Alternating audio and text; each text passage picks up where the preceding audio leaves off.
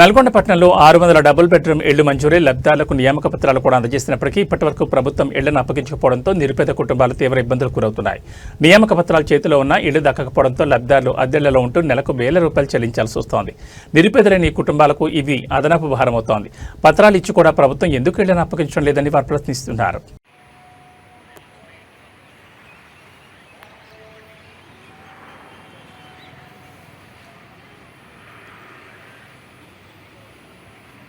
Double bedroom ఇళ్ళ గురించి గత ఒక 2.5 సంవత్సరాల నుంచి మేము తిరగడం జరుగుతుంది.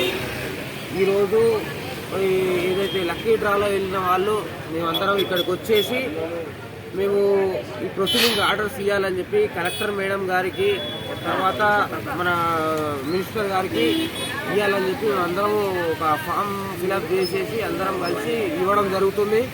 దీన్ని పరిగణగా తీసుకొని ఈరోజన్నా మాకు మా ఇండ్ల గురించి మా నిరుపేదలు ఒంటరి మహిళలు ఉన్నారు, ఇల్లు లేని వాళ్ళు ఒంటరి మహిళలు వాళ్ళు ఉన్నారు, చాలామంది నిరుపేద కుటుంబాలు ఉన్నారు.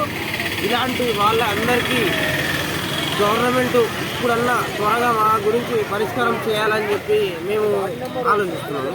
ధన్యవాదాలు.